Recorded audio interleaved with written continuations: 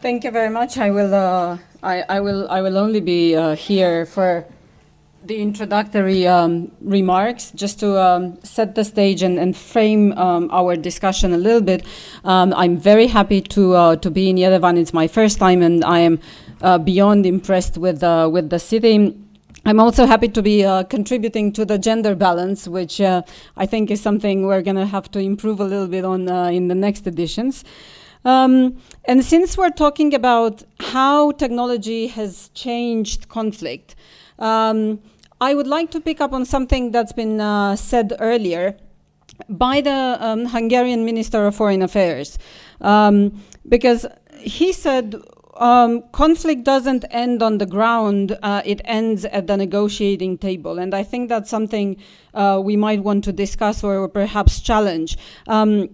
Because we are in the one place in Armenia which has seen how one other country can use this to extract concessions by making an incursion into a neighboring country, establishing a status quo and essentially forcing the victim country to negotiate. The same has been happening with Russia in Ukraine.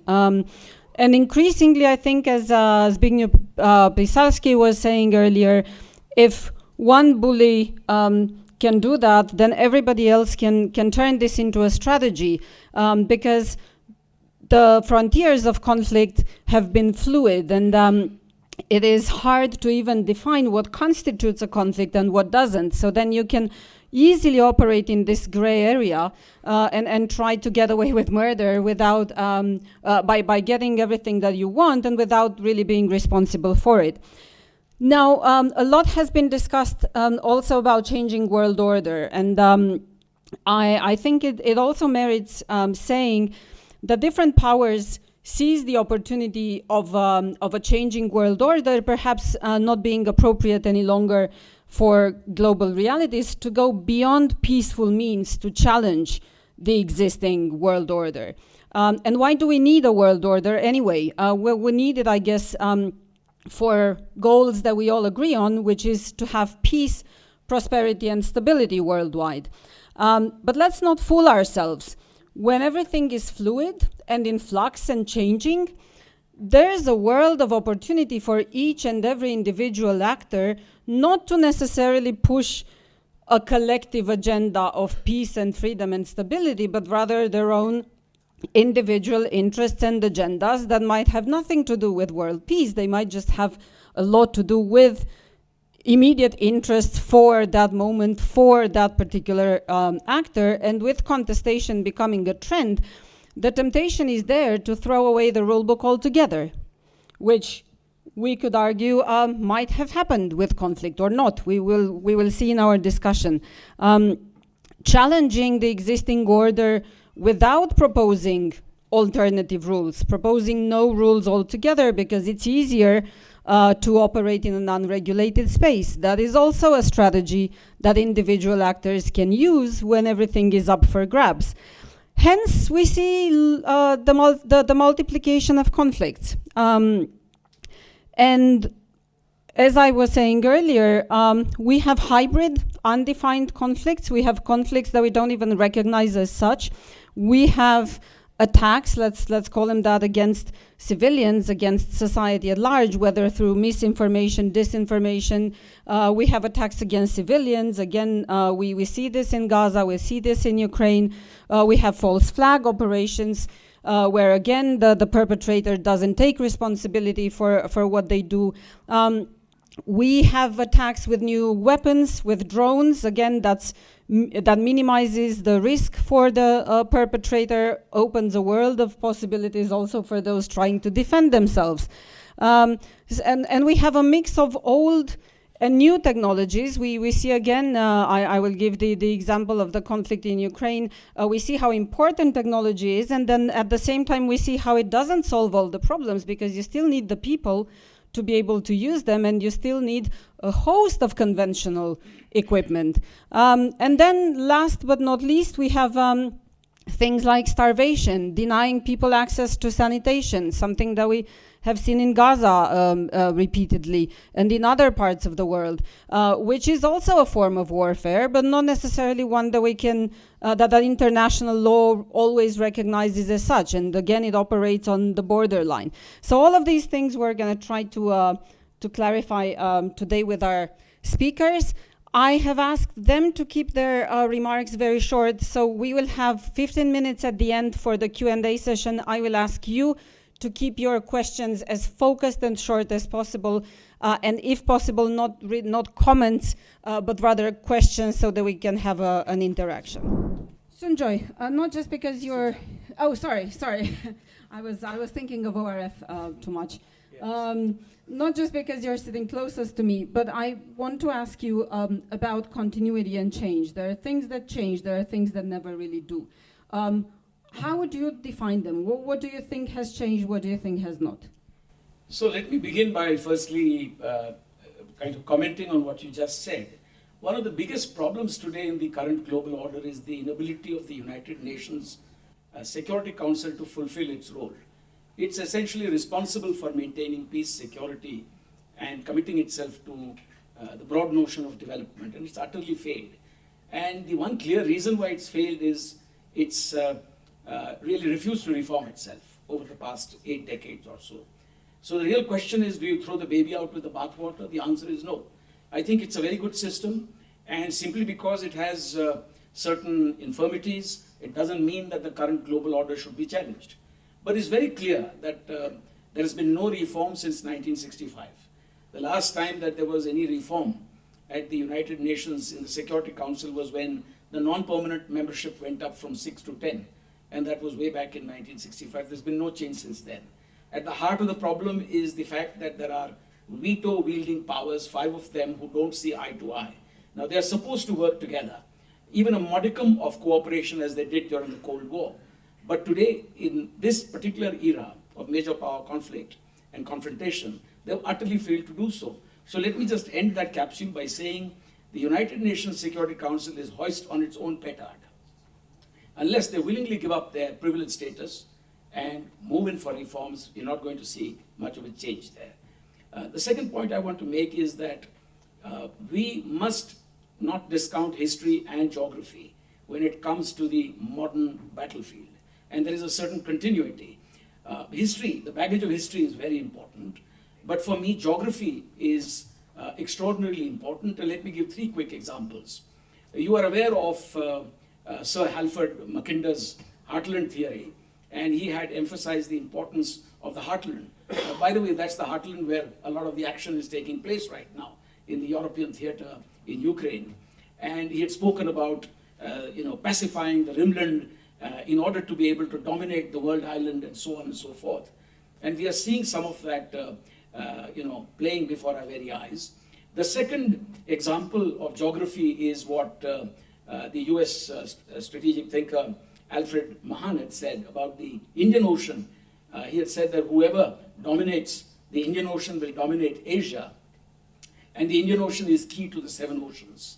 And that is playing itself out in the Indo-Pacific today, where you see a country like China, for example, having grown exponentially on the economic front, also militarizing, and there is a fair bit of perception throughout Asia about coercion being used by the People's Republic of China, and many countries have misgivings about it.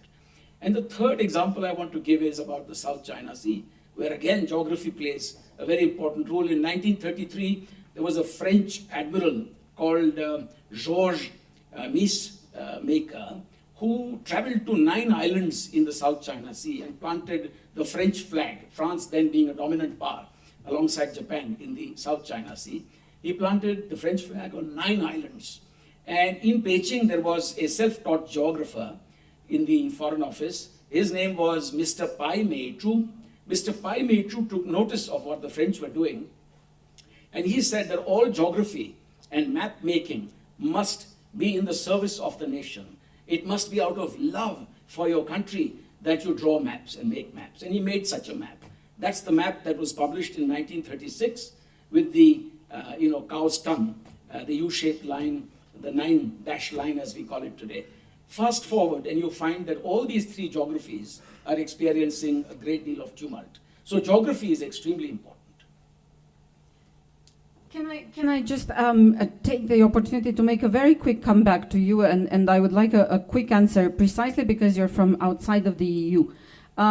We like to say in the EU, since we also speak about a world order that's eminently European, that we have overcome history and geography. The EU has had a very troubled history, which comes from a complicated geography. Do you feel that that is the case, and is that something that the rest of the world still aspires to? Or is this just a very isolated phenomenon, both in time and in space? Look, chaos and order are cyclical in nature. You will never have a period of time in history where there will be order for all times to come in a perennial manner, nor will you have chaos perennially. So this is sort of cyclical in nature, and I would say that Europe at one point of time gave the impression, like Southeast Asia, that it had resolved all its history and geography, the differences and the friction among themselves. But 7 decades later, I would say that the fundamental foundation of Europe has been shaken up, and I do not believe that the world would look to Europe today for any great example of seamless integration. Thank you very much. Leonid, I would like to go to you because we've been discussing a bit about continuity, and you deal with military technology. Do you feel that technology has provided a degree of continuity, or has it provided really disruptive change? I think that technology always changes, and this is a natural process, but when we had, let's say, decades of maybe not the peace, but much less of war worldwide, the defense technology was not well funded as before. During the Cold War, there was less probably development for after 91 and until 2010, 2015. But then we had the unmanned technologies coming a lot. And we have now also Russo-Ukrainian war, which is making technologies to develop much faster than during the peacetime. So you have all the West thinking about new technologies, you have Ukrainians thinking about technologies, you have Chinese and Russians and Iranians thinking of technologies. And nowadays, during the wartime, you don't need long tests to prove if your technology is bad or good. You just take the civilian FPV drone, put a RPG-7 grenade on it, and try it out if it works or not. And if it's working well, you think of further developments. And nowadays we see a combination of very expensive weapon systems, which large countries tend to procure and construct. And we see the civilian or dual-use tech sometimes showing to be even more effective than the expensive approaches. For example, the very well-known to Armenians Turkish Bayraktar TB2 combat drone was not effective at all on the front lines of Russo-Ukrainian war, and after half a year, after the start of it, almost all of them were lost. But we see the civilian tech being used already for 2.5 years, and we see the changes happening there. And we see the larger countries already starting to think about adapting to this new battlefield and about investing in creation of maybe simpler but cheaper and much more mass-produced products. Because we came to a moment when even middle power, which invested into dual use and civilian technologies a lot, into adaptation, can make a very big problems even to countries like Russia, United States. If you have munitions which cost $2,000-3,000 and air defense missiles which cost $2 million, you can't continue for years. Even large countries don't have budgets like that and production capacities. So the thing is about finding the new balance.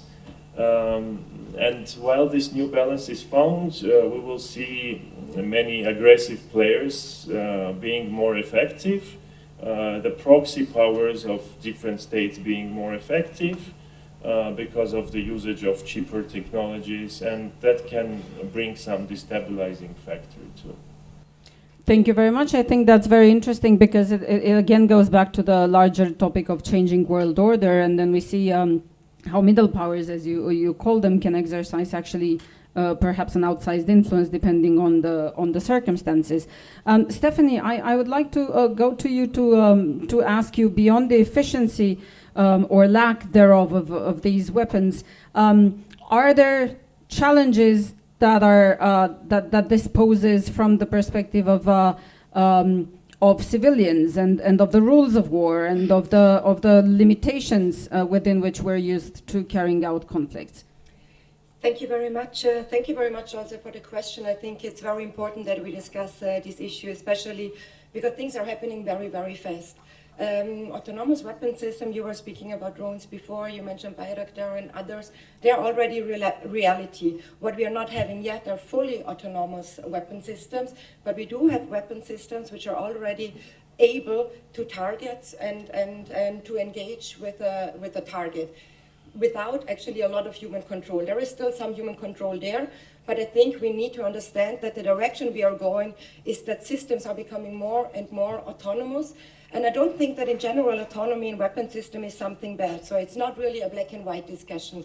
Obviously, you can use it for very, very, I would say, meaningful purposes. I mean, first of all, you don't really need to put your own soldiers there. So every army would actually like to invest in these systems. And I think it's very humane also to think about that. Or if you think about demining robot systems, like all those things, they are not really bad.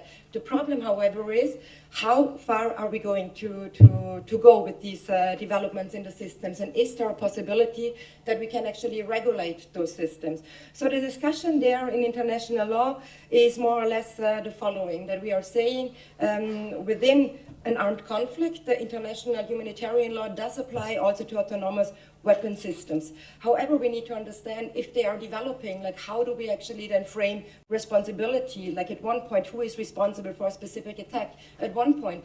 And then we do have the feeling, and we see it very often, that we are tending to over-rely on technical advances. So obviously they can be very, very meaningful, but I mean, we also see how many drones are actually not reaching their targets. It's not only a few, it's actually many. So this over-relying, then we need also to understand like how they are applying their, I mean, especially the deep learning models, how are they actually coming to their conclusions? Are we still understanding what data they are using, what algorithms they are using? And then we also need to consider, and I think it's very important, data is always biased.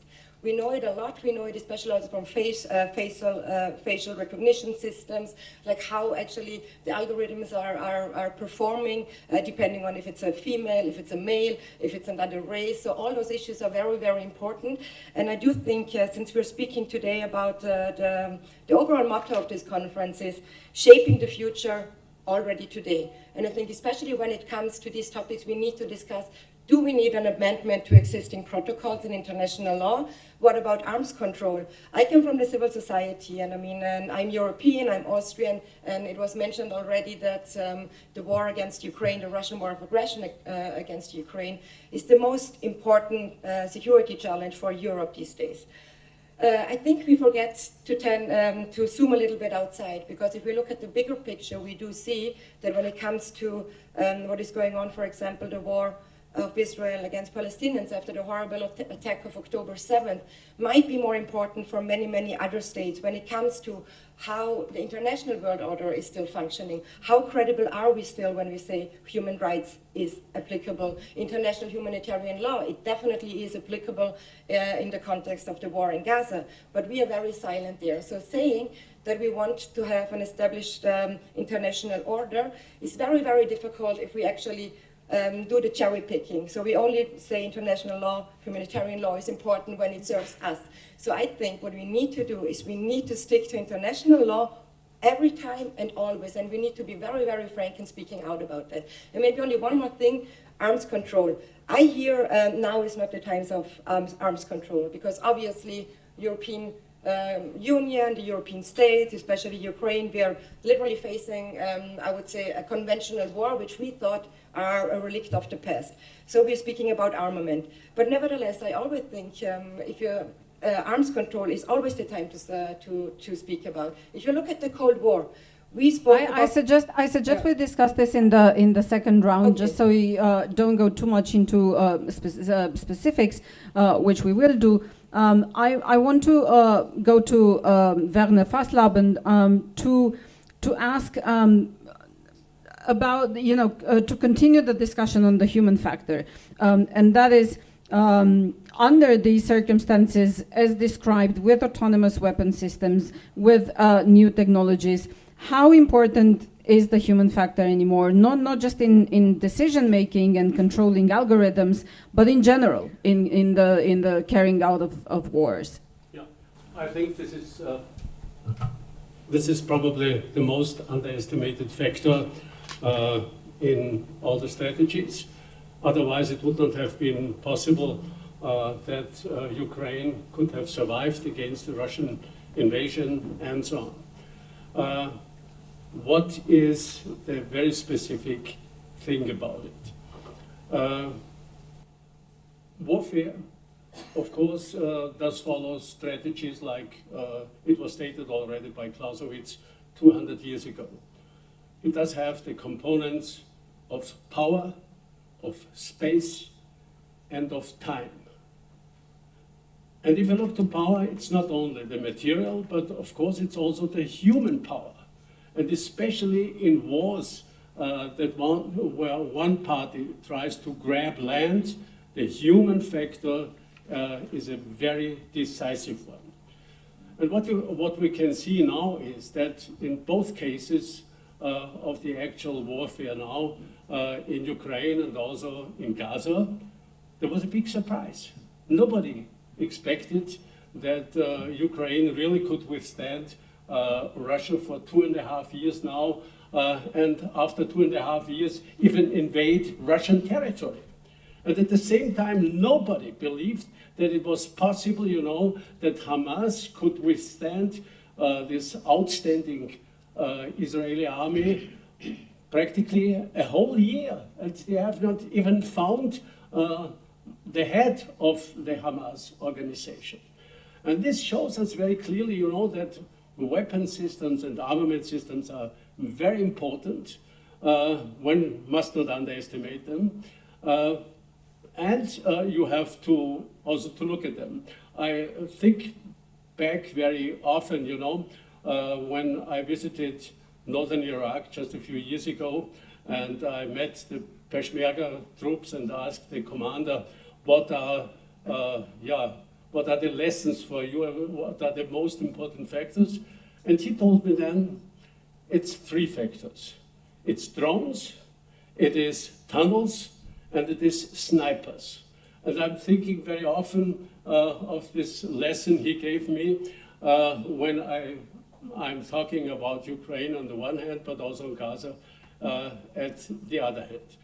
When he talked about drones, they had drones only, Chinese production for children, This was toys. And they had bought it in Berlin and brought in the north of Iraq.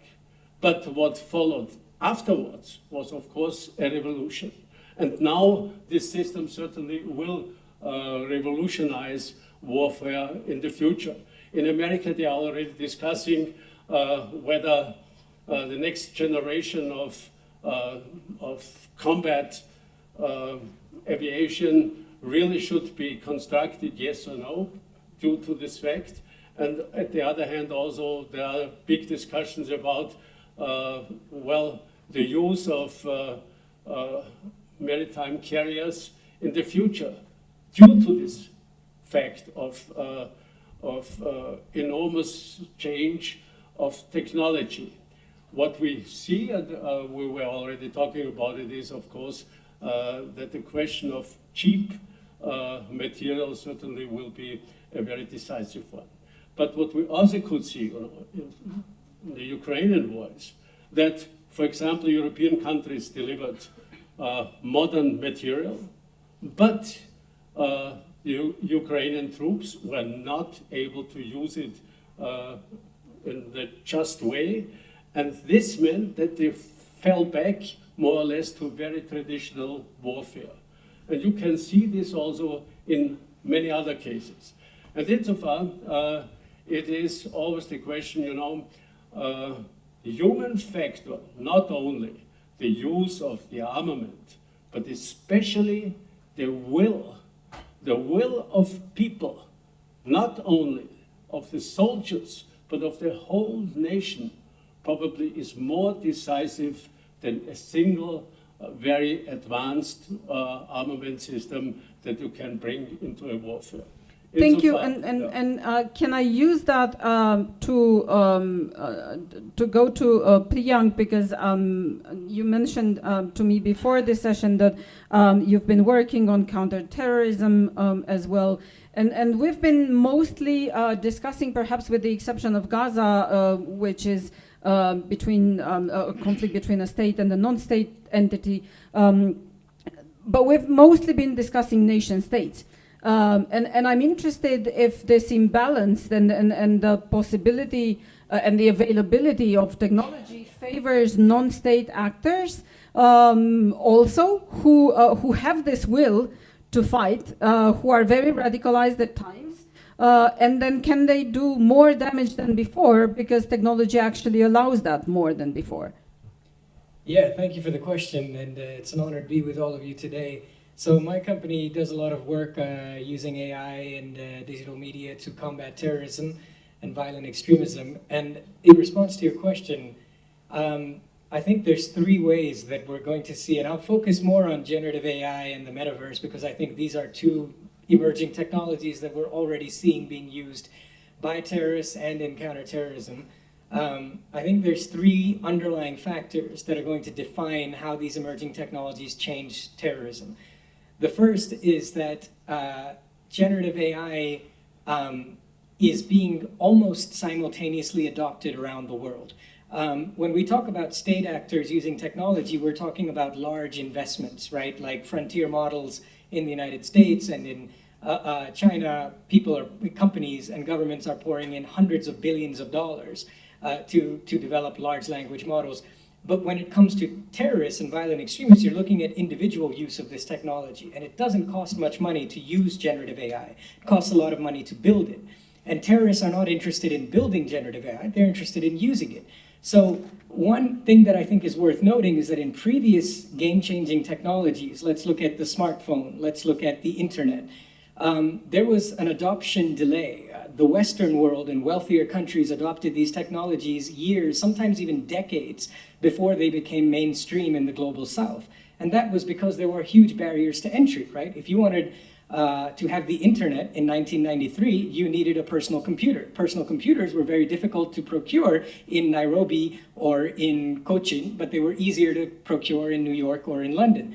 That is no longer the case with generative AI. All you need today to access ChatGPT or Claude or Inflection or any of these models is a smartphone. And smartphone penetration is huge, especially in the global South. So I think that's going to have profound implications for counterterrorism because this paradigm that we've created of Western countries having a technological advantage over terrorist groups that are not based in the West is going to shrink a little bit. Because let's look at drones or something. Drones are now being used by terrorist actors, but Western governments had access to this technology and the opportunity to master how to use it years in advance. That kind of advantage is not going to be the case with generative AI, which is being adopted all over the world at more or less the same pace. The second way it's going to change things is the ELIZA effect, which I think is not talked about enough when it comes to terrorism and AI. I'm not so worried, and we haven't seen a lot of evidence of, say, major terrorist groups like ISIS or Boko Haram or Lashkar, any of these guys building their own large language models. In theory, that's possible, but we're not really seeing that.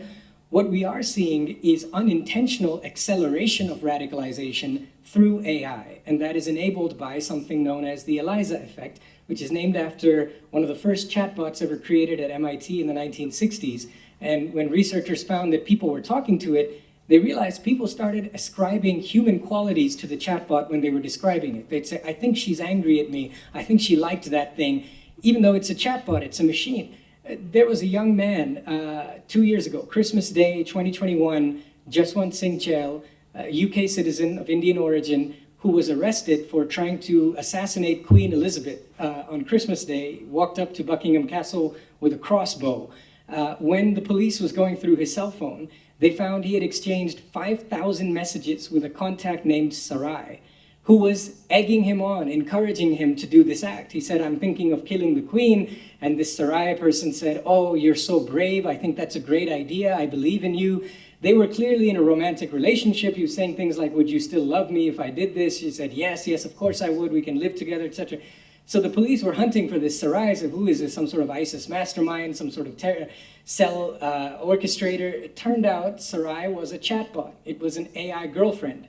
Not a chatbot created by a terrorist group or for any malicious purpose. Chatbot created with the best of intentions. These things are becoming quite popular among especially school-age boys. But it was programmed to encourage the other person, make them feel good about themselves. So the ELIZA effect for terrorism is going to have profound implications because people who are already vulnerable to radicalization, that pathway is going to be accelerated exponentially when they have access to a 24/7 encourager of their ideas in their pocket. And very, very briefly, the last point is the convergence of multiple new technologies. We are all talking about AI, we're talking about the metaverse separately. But again, the history of technology shows that most game-changing technologies were built on the back of one or more breakthrough technologies. The internet was amazing, cell phones were amazing, but when you combine the two to create the smartphone, that's the product that really changed global communications. And I think the same thing is going to happen with AI. We're talking about generative AI, we're talking about the metaverse, but what about when you start to see metaverse environments created by terrorists for radicalization that are populated by AI-powered characters, or quantum computer-powered large language models that will be infinitely more powerful than ChatGPT? Let me pick up on that and thank you for opening a whole new front of discussion. To go to Sergey and ask, Sergey, you're in the same line of business more or less. Can you give us a notion of what has materialized already or is likely to materialize in the near future? What is the size of the threat? Is that something that terrorist organizations can use at a limited scale, or is that something where we could actually see catastrophic events happening and also against armies or against civilians just as well? Thank you. For example, 20 years ago, to make some cyber attack, you need some skills, you need some knowledge. But today, if we speak about the AI, there is a lot of, the GPT models in the dark web, like dark GTP, like, malware, GTP, and something like this, that you just can write in a few seconds that I need a ransomware, and they built just a ransomware, the custom ransomware for you, and you can send it via email, also using the AI. And this is the main problem today, that someone with zero knowledge about the technology, about the security, just having the 100 or 200 bucks, they can start some cyber attack, for example, on government or on some organization. And today it is the biggest threat. But during that today is the big competition between United States and China, who will be with the leader in the AI. We have, for example, the laws about the privacy in the US, and we have the China without any privacy laws, and that's why their AI models are growing faster. And this is, the thing, because our smartphones and our smartwatches knows about us a lot of things, like what we like to do, our blood pressure, and when we combine that's all and give it to AI, the AI can predict our next steps, what we'll want to eat after watching Netflix, or what we're gonna do after writing this message to this person. And I think we need some regulation about using that kind of AI globally. Under the circumstances, Stephanie, let me push you on what you had started discussing, which is arms control. Can we talk about arms control anymore? Can we control these technologies? Do we have the framework, or can we build one? Obviously, we can build one because we already did it in the past. I mean, there are a lot of conventions. I mean, there's a convention, for example, on the ban of blinding laser weapons. And actually, the states agreed that these kind of weapons shall never be developed. So the thing is, the discussion we are having is when it comes to autonomous weapon systems. As I said, they're already existing, they're already in use. But the question is, like, how far can they go? And should we at least already discuss a ban? And this discussion is ongoing now for exactly 11 years, so it's not a very, very new discussion, to actually ban the development of lethal autonomous weapon systems, meaning in the sense of that there is no meaningful human control anymore applicable. So shall we ban this? I would say yes, and there's also many scientists, especially scientists also working with AI, have been advocating for this for many years. The question is not that we should ban autonomous weapon systems in general, but to see like how can we procure, let's say, meaningful human control, meaning in the end always the human is responsible, the humans needs to be able to stop a system at one point. So this is the discussion which is ongoing. I think it's a very important one, because if those weapons are existing at one point, there is no way we will be able to control them. Thank you. And Sujan, you were the first one who opened the question of the institutions that are inadequate to what we're discussing here. Do you see a way forward? Because the question immediately following what Stephanie said is, who's going to do that? We need to build the institutions first before we actually build the framework. So I think it's a major problem with regard to arms control also, because we just had the treaty for the prohibition of nuclear weapons negotiated kind of in the UN General Assembly, whereas all 9 nuclear weapons powers stayed out of that, including India, because they believe that it's not just the subject matter, but also the processes that are important, and that arms negotiations cannot take place here, there, and everywhere. It's supposed to take place in the CD. So that's one, the Conference on Disarmament in Geneva. The other side of the problem is that there are many such treaties that have been created, but not really brought to fruition. I mean, we are out of the CTBT, India, but the United States of America has signed but not ratified the CTBT. So what good has that done? But let me come back to AI and lethal autonomous weapon systems, because this is a discourse about the changing nature of warfare and both technology and traditionalism in the battlefield. Every age, every war has had a revolution in military affairs.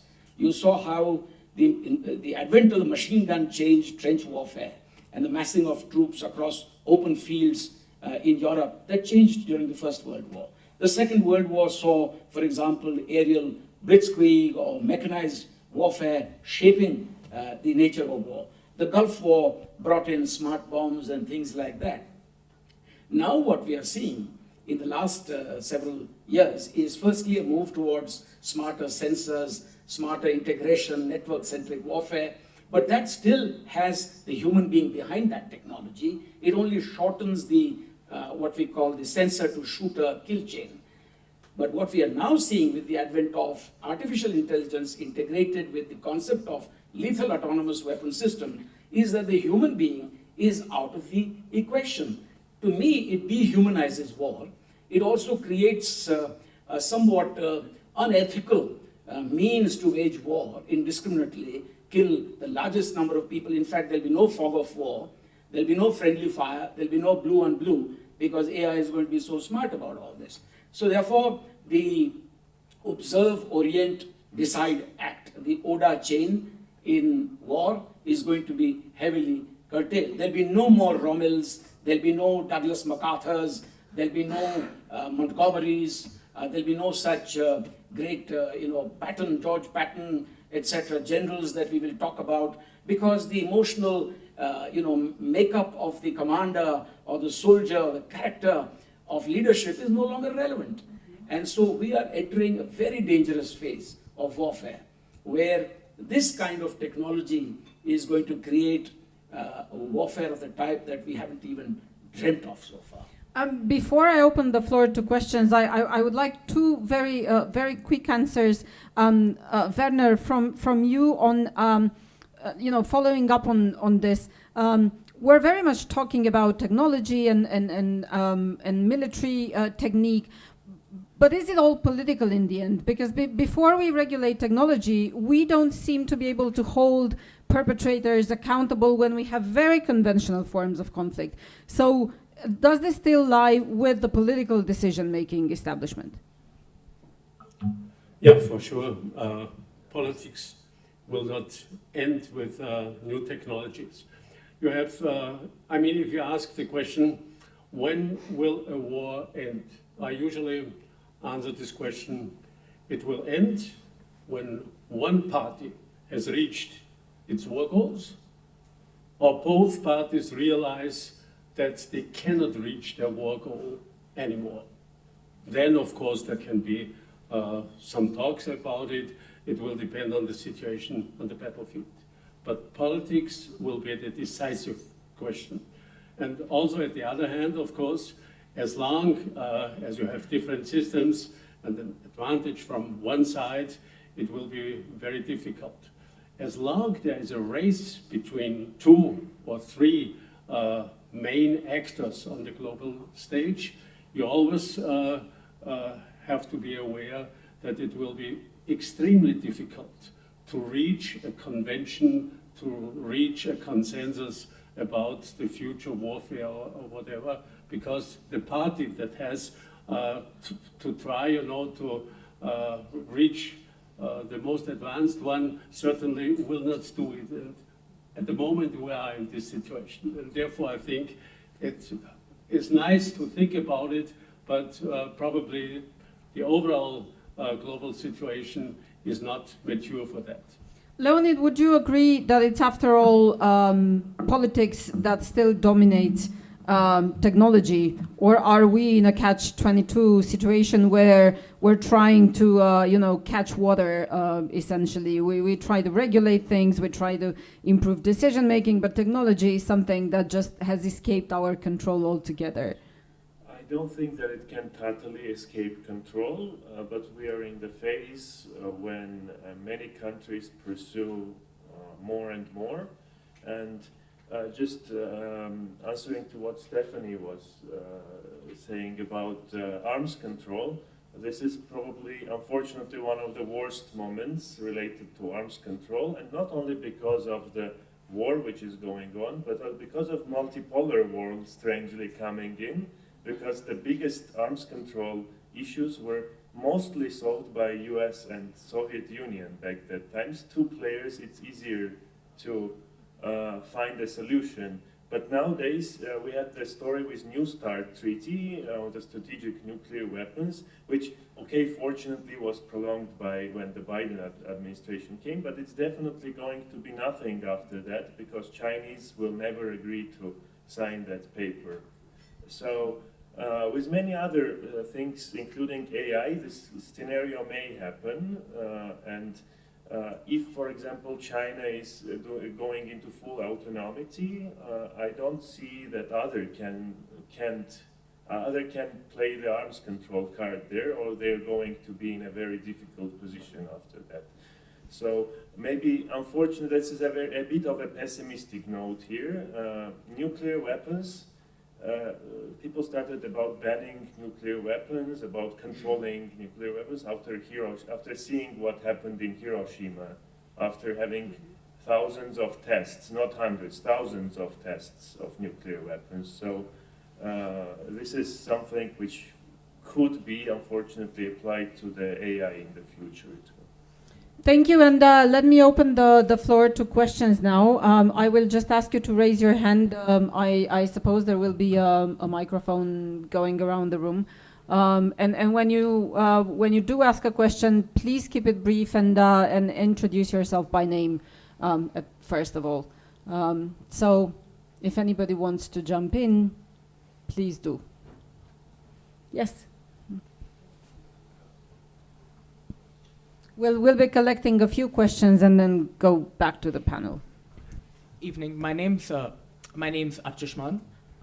My question to the panel is on the changing role of special operations forces given the future of warfare.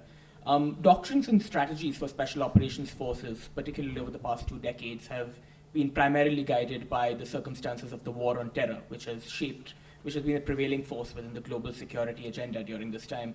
With more multipolarity and the return of interstate competition, how do you see special operations forces strategies interacting with these changing trajectories of international geopolitics? Thank you.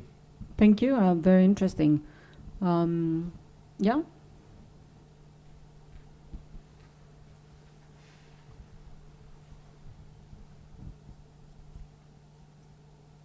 Thank you.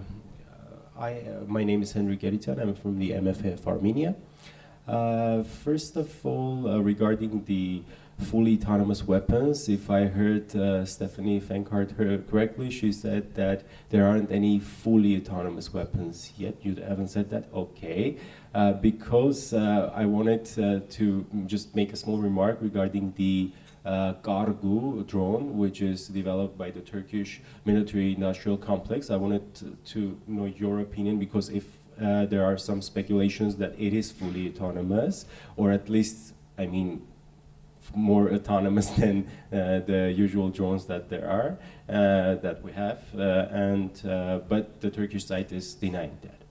And then I also wanted to ask a second question regarding the nexus between the human rights and the technological development. As Sergei correctly mentioned, in certain cases, different countries have different levels of privacy, human rights safeguards, and sometimes these things can either constrain your development or, on the contrary, help you to have a relative advantage with regards in comparison with other countries. And is there a possibility to ask a third question? Just keep it focused, please. Yes, another question regarding the international regulation of autonomous weapons systems. Again, I mean, sometimes the question is whether are we really being honest in our considerations of trying to regulate the things, considering the ethical implications of it on human rights, or it's gonna be yet another tool for trying to try to deter the possible developments in this field? Because if you try Thank you. I think it's the question is clear already. Yes, and here in front. I just have 2 questions. My name is Basant Hasib. I'm from Egypt.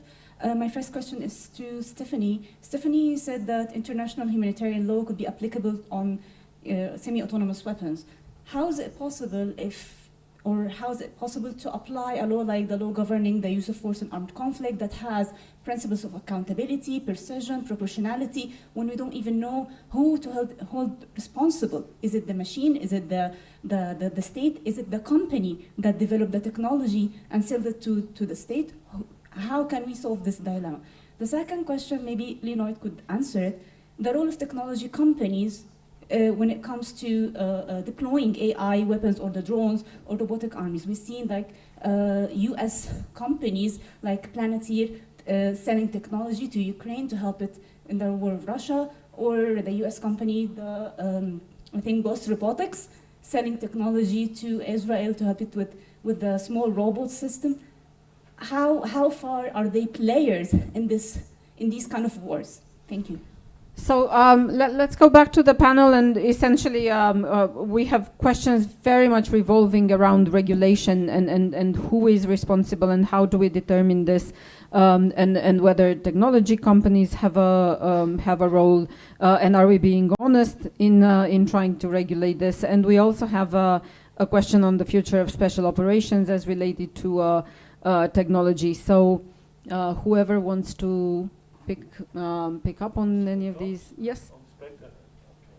Let me answer about the special operation forces. I would say that many countries already put a lot of emphasis on special operation troops in terms of conventional warfare. And let me just give you the example of Second Karabakh War 2020, where Azerbaijan very much emphasized its Yashma special troops brigades, and this was one of the, not the drones only, this was one of the key factors which allowed them to breach our defenses in several places in the southern part of Nagorno-Karabakh, and then a regular army used these breaches for further army operations. So I think that Russian armed forces very much put emphasis on special spec op troops, starting from 2014 Crimea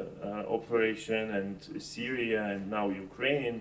So I think it's pretty trendy now, and not last 1 or 2 years, but probably last decade. So maybe in some of the Western countries which were more focused on counterinsurgency operations, it was more towards solving these issues, but I think it's changing everywhere at the moment. Sujan? I'd say that the nature of warfare is changing very rapidly. It's not just the state that's involved. We've seen examples of a combination of state and non-state actor acting in tandem.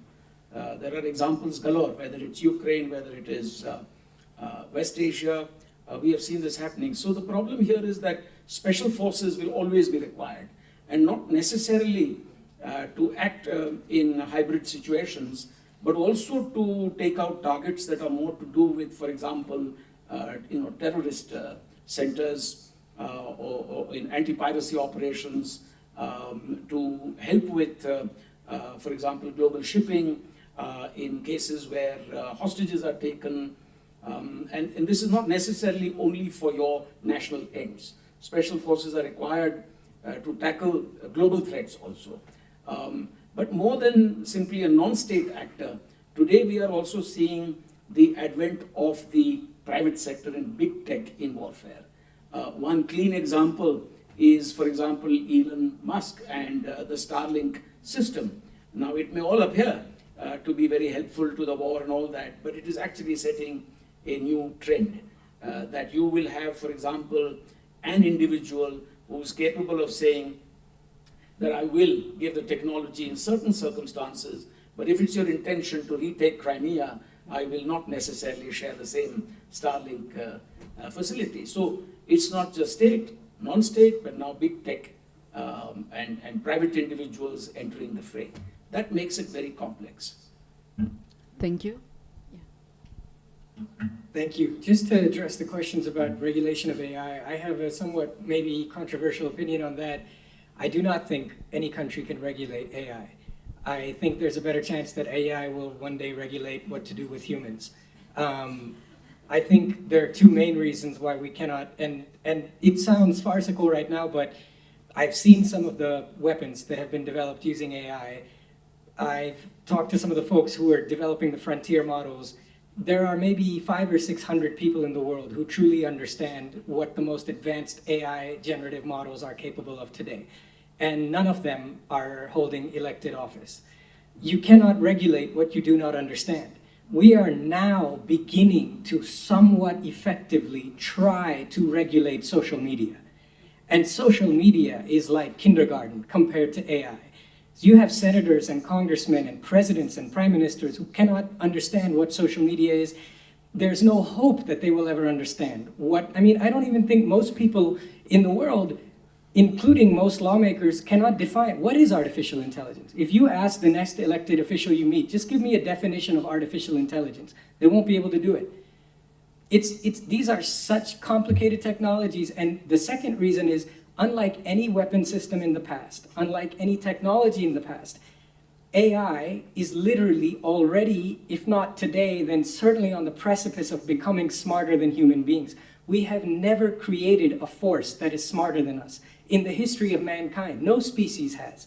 So we are in uncharted territory. So we can sit here and debate that, okay, we had this treaty for this and that treaty for that. We can throw all that out the window. None of those templates are going to work with AI. It is literally smarter than us. Artificial generative intelligence, artificial superintelligence is going to be exponentially smarter than the smartest human being who ever lived. How can you hope to regulate it? So I'm tempted to say when you look at the quality of leadership and politics around the world, you get happy that at least somebody's smarter. It's not even difficult. But Werner, I feel like asking you after this. Now what? Are we just heading for the precipice? Yeah, if we look to the actual situation, you have to say that more or less the battlefield is open. Information about the battlefield is open for everybody. And therefore, I also cited this example of the Peshmerga troops, Drones means you can overlook the battlefield. What do you need in such a case? You need tunnels in order to be not visible anymore. And therefore the development certainly will go into finding new systems in order to hide your capabilities. This will mean new types of submarines on the one hand, but also on the terrestrial battlefields there will be new developments. And in such a case, of course, you also will need professional people, because the third point that I said, the snipers, this means that you need precision systems, precision weapons, and people who can handle them. And insofar, you have to say the tendency, as you said, is of course going a little bit away from the state to non-state actors on the one hand, but also going into a direction of highest professionality in order to master these new technology systems. Thank you. Stephanie, Sergey, any quick closing Very thoughts? briefly, very good questions. When it comes to fully autonomous weapon systems, I would say, the biggest problem, first of all, is that nobody can actually agree what we mean with autonomous weapon systems. So it is literally a big discussion, even when discussing a possible treaty or something, that there is no definition. However, when we speak about fully autonomous weapon systems, it would mean that the human is absolutely out of the loop. This is not, to my knowledge, not yet existing. But I do think that people are actually trying to invest into this kind of artificial intelligence.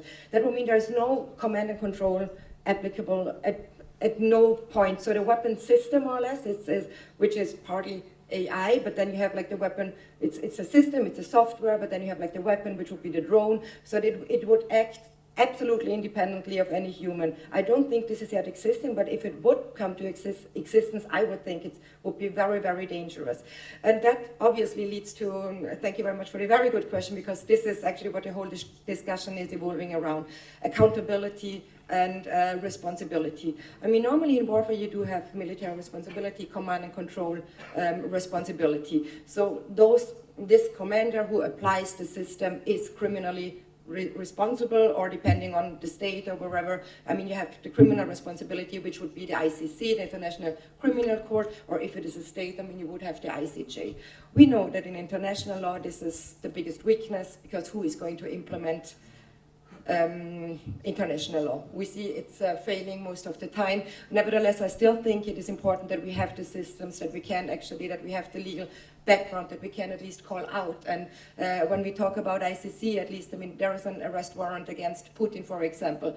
He's still free, obviously, and I don't think that he's going to be jailed with the ICC within the next years. But nevertheless, at least he's not sitting on the Côte d'Azur, or, you know, I mean, these are small successes, but it is essentially the problem we are facing. And the more autonomous weapon systems are going to be, the question about responsibility becomes more blurred and blurred.